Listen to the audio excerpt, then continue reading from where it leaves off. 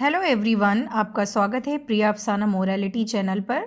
आज हम करने वाले हैं क्लास 10th के NCERT question answer solution chapter life processes biology. जैसा आप सभी को पता है, बोर्ड के एग्ज़ाम्स आने वाले हैं, पहुंचने वाले हैं, तो ये चैनल, ये वीडियो उन बच्चों के लिए बहुत अच्छा है जो कहीं ना कहीं कोचिंग नहीं जा पाते हैं या उनको बहुत प्रॉब्लम होती है इंग्लिश लैंग्वेज को लेके। तो आज मैं आपके इंग्लिश के क्वेश्चंस को बहुत सिंपल लैंग्वेज में एक्सप्लेन करने वाली हूँ, जिससे आपको काफ़ी बेनिफिट होगा और आप इजीली समझ के लिख सकते हैं। ये वो बच्चे भी देख सकते हैं जिनको कहीं ना कहीं क्वेश्चन समझने में प्रॉब्लम आती है। मैं कोशिश करूँगी कि ज़्यादा से ज़्यादा क्वेश्चंस मैं कवर करूँ और डिटेल में आपको समझाऊँ। अगर क्वेश्चन की लैंग्वेज चेंज हो जाती है, बट अगर आपको मीनिंग पता है तो आप ईजिली, आसानी से वो आंसर्स राइट कर सकते हैं। क्योंकि मैं कोचिंग ले रही हूँ, मैंने नोटिस किया है काफ़ी बच्चे बहुत इंटेलिजेंट होते हैं, लेकिन उनके लिए बैरियर सिर्फ इंग्लिश लैंग्वेज होती है। तो चलिए आज देखते हैं क्वेश्चन विद देयर मीनिंग और आंसर्स भी। तो पहला क्वेश्चन एनसीईआरटी का life process, why is diffusion insufficient. देखिए, वाई इज डिफ्यूजन, डिफ्यूजन आपको पता होगा, आपने ग्रेड 9th में भी पढ़ा है। मूवमेंट ऑफ गैसेस, देखिए गैस जब हायर, ज़्यादा से कम की तरफ जाती है उसको डिफ्यूजन बोलते हैं। ठीक है, तो why is diffusion insufficient to meet the oxygen requirements of multi cellular organism like human. अगर हमें डिफ्यूज़न के थ्रू ऑक्सीजन हमारी बॉडी में जाती है तो हमारे लिए वो इनसफिशिएंट क्यों है, यानी कि हमारे लिए पूर्ति क्यों नहीं पड़ पाएगी। रीज़न सिर्फ इतना है क्योंकि जो मल्टी सेलुलर ऑर्गेनिज्म है, जैसे क्वेश्चन में दिया है ह्यूमन, यानी कि बहुत सारे सेल से बने हुए हैं, मिलियंस ऑफ सेल से बने हुए हैं। तो अगर डिफ्यूज़न के थ्रू हमारी बॉडी में ऑक्सीजन आएगी ना, तो उतनी ऑक्सीजन से एनर्जी हमें नहीं मिल पाएगी जितनी हमें रिक्वायर्ड होती है। तो इसके लिए हमें प्रॉपर कंप्लीट एक प्रोसेस चाहिए कि एक बार में जितनी भी ऑक्सीजन आए वो बहुत सारी आ जाए। इसीलिए हमारी बॉडी में प्रॉपर रेस्पिरेटरी सिस्टम होता है। ये डिफ्यूज़न जो है ना, बहुत लो या स्मॉल या अनडेवलप्ड प्लांट्स के लिए ठीक है या एनिमल्स के लिए ठीक है, बट हमारे जैसे वेल डेवलप्ड एनिमल्स के लिए सफिशिएंट नहीं है, यानी कि इनसफिशिएंट है। तो आंसर देख लें, in multi cellular organism, multicellular meaning आपको बता दिया है मैंने, जैसे कि हम लोग जिनकी बॉडी में बहुत सारे सेल्स होते हैं। ऑल द सेल्स में not be in direct contact with the surrounding, क्योंकि हमारी बॉडी में मिलियंस ऑफ सेल्स हैं, लेकिन वो सभी सेल क्या करते हैं, डायरेक्ट ऑक्सीजन नहीं ले सकते हैं एयर से।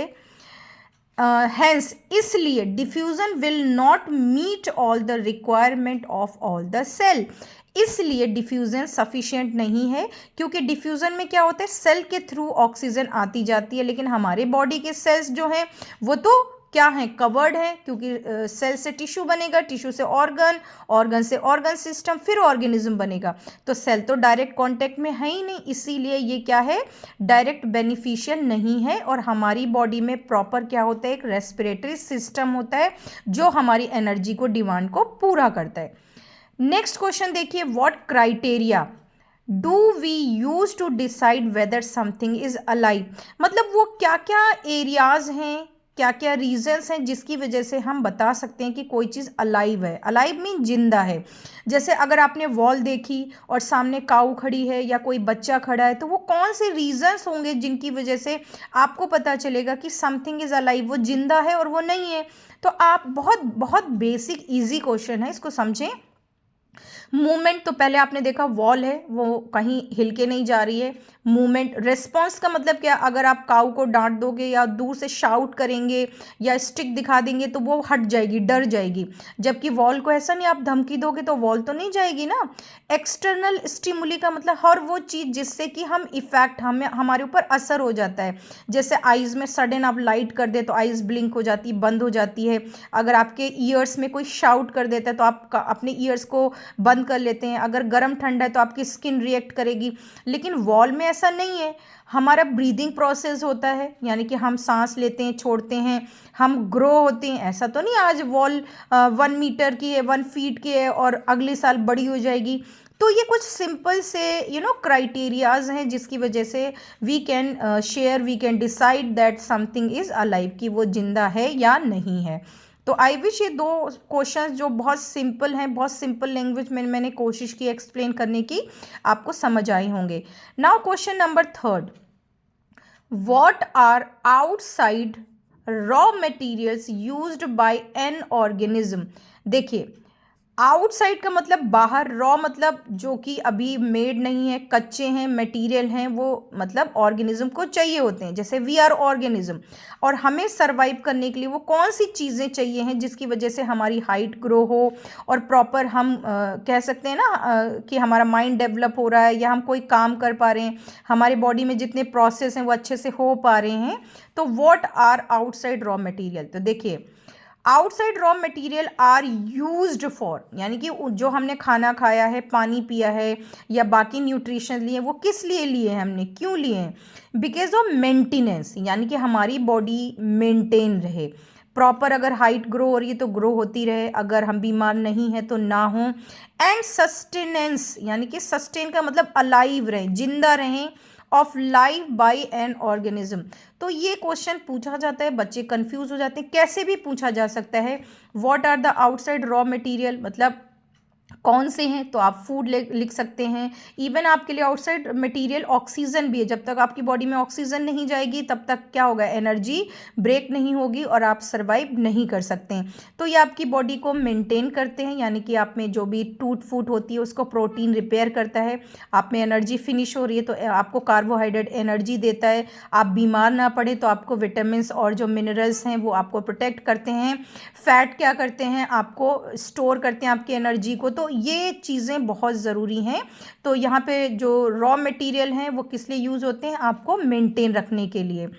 नेक्स्ट क्वेश्चन देखिए, व्हाट प्रोसेसेस, देखिए प्रोसेसेस की बात हो रही है, एक मत लिखिएगा, what processes would you consider essential for maintaining life, यानी कि लाइफ को मेंटेन करने के लिए हमारी बॉडी में कौन कौन से प्रोसेसेस रिक्वायर्ड हैं या होने चाहिए, वो क्या हैं। तो लाइफ को मेंटेन करने के लिए हमारी बॉडी में अलग अलग प्रोसेसेस है, बहुत सिंपल है, पहले तो समझ लें। अगर आपको सांस लेना है, ऑक्सीजन आएगी जाएगी, तो उसके लिए एक प्रॉपर प्रोसेस होता है जिसको हम क्या बोलते हैं, रेस्पिरेशन, ठीक है। अगर आप बड़े हो रहे हैं तो कहीं ना कहीं आप बॉर्न हुए होंगे ना, तो इसी तरीके से लिविंग बीइंग में क्या एक नेचर होता है अपने जैसे बेबी प्रोड्यूस करने का, तो वो कौन सा है, रिप्रोडक्शन है। इसी तरीके से आपने खाना खाया है तो वो डाइजेस्ट होगा और डाइजेशन होगा। अगर डाइजेशन के बाद में जो हार्मफुल सब्सटेंसेस हैं आपकी बॉडी से नहीं निकाले गए तो वो क्या होंगे, आपकी बॉडी को ख़राब कर देंगे, जिससे क्या होगा, आपकी बॉडी ख़राब हो जाएगी। तो वो बॉडी से एग्जिस्ट करना, निकलना भी ज़रूरी होते हैं, वो एक्सक्रेशन हो गया। अब करें what process would you consider essential for maintaining life, तो ऑल प्रोसेसेस, यहाँ ऑल प्रोसेसेस का मतलब यहाँ पे क्या है, एक्सक्रेशन, रेस्पिरेशन और आपके डाइजेशन, इजेशन, बहुत सारे ऐसे प्रोसेस हैं। रिप्रोडक्शन इज़ नॉट मैंडेटरी, ध्यान रखिएगा। सर्कुलेशन, आपकी बॉडी में जो भी खाना खाया, पानी पिया है तो सर्कुलेटरी सिस्टम के थ्रू आपकी बॉडी में भेजे जाएंगी, तो ये बहुत इंपॉर्टेंट है। तो डेफिनेशन देख लें, all processes that perform the maintenance function of living organism are called life processes. तो पहले तो डेफिनेशन पूछी है इन्होंने, all life processes are essential for maintaining life. आप यहाँ उनके नेम भी लिख सकते हैं। देखिए बोर्ड का एग्जाम आप दे रहे हैं, थोड़ा सा एक्स्ट्रा ही लिखना पड़ेगा आपको, ध्यान रखिएगा। आप क्वेश्चन आंसर्स का स्क्रीनशॉट ले सकते हैं, बहुत से बच्चे हैं ना रिटन कंप्लीट नहीं करते हैं, तो this will help you. Next बहुत इंपॉर्टेंट क्वेश्चन है, बहुत पूछा जाता है, what are the difference between autotrophic nutrition and heterotrophic nutrition. देखिए आपने न्यूट्रिशन अगर पढ़ा है तो ये आपने डेफिनेटली पढ़ा होगा, लेकिन आपने नहीं पढ़ा है तो मैं आपको बता दूं। देखो पहले न्यूट्रिशन क्या होता है, देखो न्यूट्रिशन इज़ अ प्रोसेस, ये वो प्रोसेस होता है जिसमें हम फूड खाना खाते हैं, उसका डाइजेशन होता है, प्रॉपर एब्जॉर्प्शन होता है, उसको बॉडी में पूरे सेल्स में भेजा जाता है, फिर आपको वो यूज़ होता है बाकी काम करने के लिए। तो ये बहुत बड़ा प्रोसेस है, यानी कि खाना खाने से लेके उसके डाइजेशन तक, उसके यूज़ होने तक, सारे प्रोसेस को हम न्यूट्रिशन बोलते हैं, ठीक है। कहते हैं ना न्यूट्रिशन की कमी है, तो यानी कि आपने प्रॉपर, आप में या तो डाइजेशन नहीं हो रहा है या आप खाना अच्छे से नहीं खा रहे हैं, कुछ ना कुछ प्रॉब्लम है। तो जिंदा रहने के लिए आप में दो टाइप के प्रोसेस होते हैं, ऑटोट्रॉपिक न्यूट्रिशन और हेट्रोट्रॉपिक न्यूट्रिशन। ऑटोट्रॉपिक न्यूट्रिशन किस में होता है? सिर्फ ग्रीन प्लांट में और कुछ एक बैक्टीरिया, ब्लू ग्रीन एल्गी आप कह सकते हैं, ये लोग जो अपना खाना अपना फूड खुद प्रिपेयर करते हैं और उसी से एनर्जी लेते हैं, कंप्लीट प्रोसेस खुद करते हैं। ऑटो मीन्स सेल्फ, यानी कि खुद से वो खाना प्रिपेयर कर रहे हैं, बना रहे हैं और उसके बाद यूज़ कर रहे हैं, यूटिलाइज कर रहे हैं, that is called autotrophic nutrition. Heterotrophic या हेट्रोट्रॉपिक न्यूट्रिशन क्या होता है? वो न्यूट्रिशन जो कि दूसरे से लिया जाता है और उससे भी एनर्जी ही मिलती है, जैसे वी आर ह्यूमन। अब ऑटोट्रॉपिक न्यूट्रिशन क्या है? वो सभी ऑर्गेनिज्म जो अपना खाना खुद बनाते हैं, जैसे food is made from inorganic components. In autotrophic nutrition में क्या होता है? फूड जो प्रिपेयर होता है वो इनऑर्गेनिक सब्सटेंस से प्रोड्यूस होता है। इनऑर्गेनिक कौन कौन से हैं? जैसे आपने फोटोसिंथेसिस पढ़ा होगा तो आपको पता है फोटोसिंथेसिस में कौन कौन से कंपोनेंट रिक्वायर्ड होते हैं?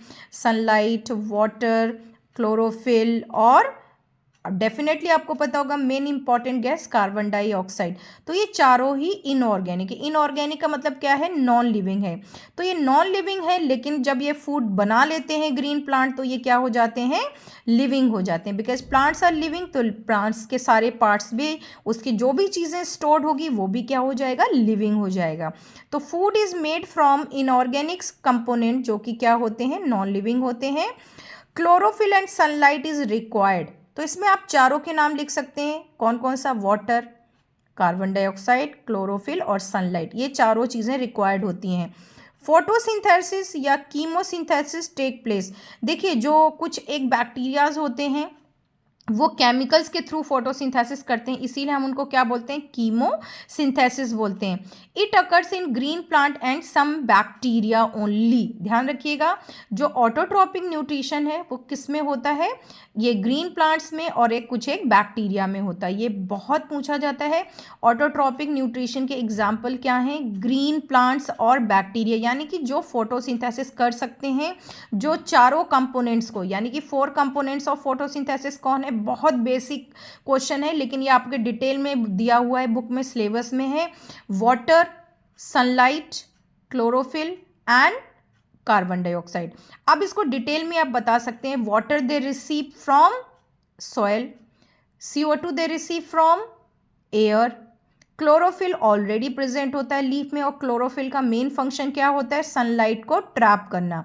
तो ये चारों चीज़ें जब सिंथेसिस होती हैं, सिंथेसिस का मतलब ही यही होता है मिलना या मिक्स होना, तो वो क्या बनाते हैं? फूड बनाते हैं। और फूड क्या होता है? In the form of glucose बनता है और ग्लूकोज को जब स्टोर करते हैं दैट इज कॉल्ड स्टार्च। तो ये ऑटोट्रॉपिक न्यूट्रिशन है। बहुत किसी भी तरीके से घूम के ये क्वेश्चन पूछा जाता है, लेकिन पूछा ज़रूर जाता है।